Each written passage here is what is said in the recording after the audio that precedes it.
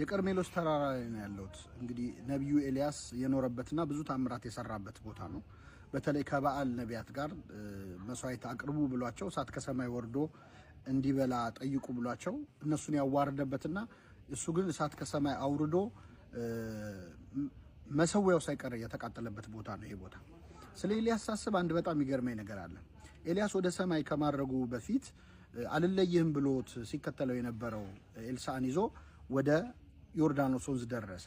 ዮርዳኖስ ወንዝ ሲደርስ ባህሩን በመጎናጸፊያው ከፈለውና ሁለቱም ተሻገሩ። ከተሻገሩ በኋላ ባህሩ ወደ ቦታው ተመለሰ።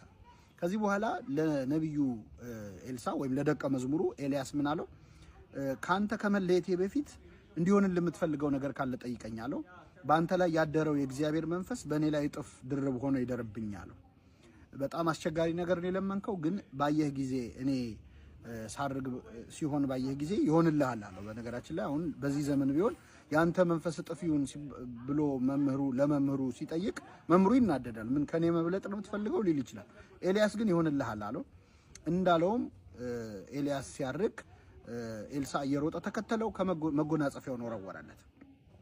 ከዚህ በኋላ ኤልያስ መንፈሱ በኤልሳዕ ላይ እጥፍ ሆኖ እንዳደረ በምንድን ነው የምናውቀው? ብዙ ጊዜ የሚነገረው ያስነሱት ሙት ቁጥር ነው። ያኛው በአንድ አስነስቶ ነበር። ኤልሳዕ ግን ከሞተ በኋላ ጭምር ሁለተኛ ሙት አስነስቷል። ግን አንድ እዚሁ ታሪክ ላይ ያለ አንድ እውነት አለ። ኤልሳዕ ከኤልያስ መንፈስ ከወረደለት ወይም መጎናጸፊያውን ከተቀበለ በኋላ በዮርዳኖስ ወንዝ ሲመለስ ዮርዳኖስ ወንዝ ሞልቶ ነው የጠበቀው። ቅድም በኤልያስ ጸሎትና በመጎናጸፊያው የተከፈለው ባህር አሁን ገጥሞ ነው የጠበቀው። ስለዚህ ምን አለ? የኤልያስ አምላክ ወዴት ነው ብሎ የኤልያስን መጎናጸፊያ መጥቶ ኤልሳዕ ተሻገረ። ይህ ብቻ የኤልያስ መንፈስ በኤልሳዕ ላይ እጥፍ መሆኑን ያሳያል። እንዴት ካላችሁ ኤልያስ ወደ ሰማይ ከማድረጉ በፊት ለመጨረሻ ጊዜ ያደረገው ታምር የዮርዳኖስን ባህር መክፈል ነበር፣ ወንዝ መክፈል ነበር። ኤልሳዕ ደግሞ ኤልያስ ካደረገ በኋላ ለመጀመሪያ ጊዜ ያደረገው ታምር ባህሩን መክፈል ነው። የኤልያስ የመጨረሻ ታምር የኤልሳዕ የመጀመሪያ ታምር ሆነ ማለት ነው። ይህ ማለት ምን ማለት ነው? የኤልያስ መጨረሻ የኤልሳዕ መጀመሪያ ሆነ ማለት ነው። እጥፍ ድርብ ማለት ይሄ ነው። ይህ በተለይ ለጀነሬሽናል እንትን በጣም ኢንስፓየር የሚያደርግ ነው። ከኛ የበለጡ ከኛ የተሻሉ ሰዎች አሉ።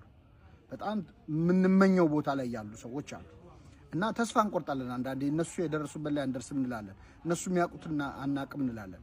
ሜንተርሺፕ ካመንንና ሰዎችን በትክክል ካከበርናቸው የነሱ መጨረሻ የኛ መጀመሪያ ይሆናል።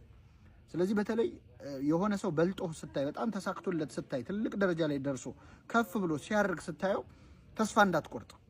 እሱ አሁን ያለበት ስታተስ ላንተ መነሻ